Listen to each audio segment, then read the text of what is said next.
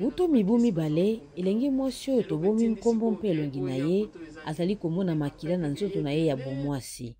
Na mapitalo mingi ya tambola atatoli na libanda ya mikro ete bayebisa ye ezali tifoide mpe makono masusu. Ndenge mikolo mizali kopusana azali komona mpasi koya makasi mpe makila kobima kaka nde azwaki mokano ya komema na lopitalo ya monene epai wapi botalisi nzoto bomonisi ete azali na kanser ya col ya uterus to kanser ya kati ya nzoto ya bomwasi na ye. Dokotolo Yoyo Tankoy azali monganga mokambi ya service ya dépistage ya cancer ya col na l'hôpital Biemba Marie Mutombo.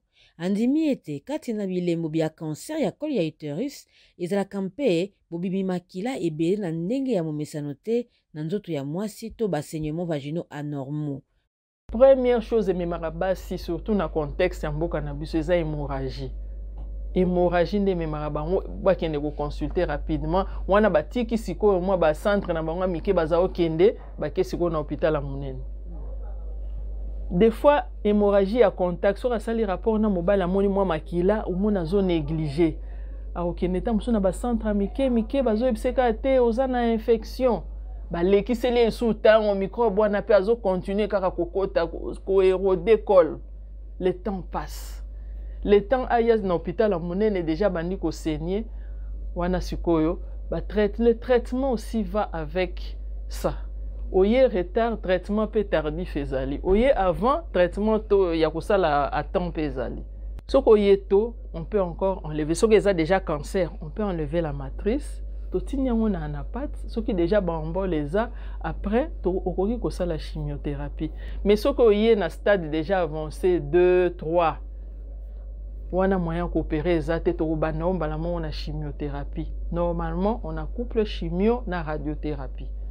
Nous ici tozaka na chimiothérapie, on fait la chimiothérapie et puis to transfère kana ba centre baza na radiothérapie. Monganga atalisi lisusu ete évolution ya ba lésion précancéreuse emimonisa maka mingi na retard ekoki kozwa mpe plus de 10 ans pour ekoma cancer.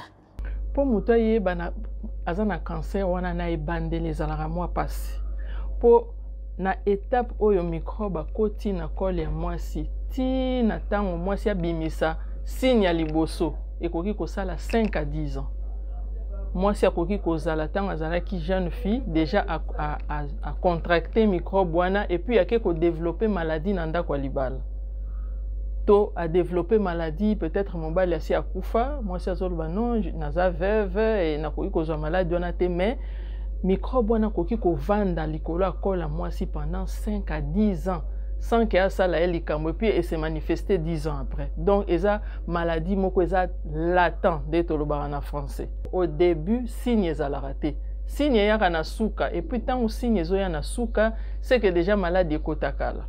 Bokono yango ekolaka kati ya col ya uterus bisika oyo ezosangisa uterus na vagin to nzoto ya mwasi. Ça dû à un certain microbe oyo tobengi HPV, human papillomavirus oyo ayaka na nzela kosangisa nzoto ya mwasi na mobali. Mwasi nyonso to asi asangisa nzoto na mobali aza susceptible ya kosala cancer ya col ya matrice ya uterus. Monganga Tankoy alobi basi baye baza na mibali mingi ntompe ba partenaire ebele bakoki kozwa yango bakisa lisusu baye mpe babotaka mingi. Ozana susceptibilité facilité wana ke parmi ba 10 wana mibali ozana ngo ata moko mibali akoki kotikela o virus wana mais muto azaka na mbali moko ba probabilité eza muke accouchement ebele koki komema pe cancer wana col wana ezalaka na mwa bapota microbe akoya pe place wana aye atelemi tango ke kobota a profiter akoti. Pona dokotolo Yoyo ndenge ya malamu kosala ete makama ya kozwa cancer mazala mingi te ezali kozwa mangwele ya komibatela na virus ya papillome humain mpe kosala mingi test ya dépistage to kokende kotalisa nzoto.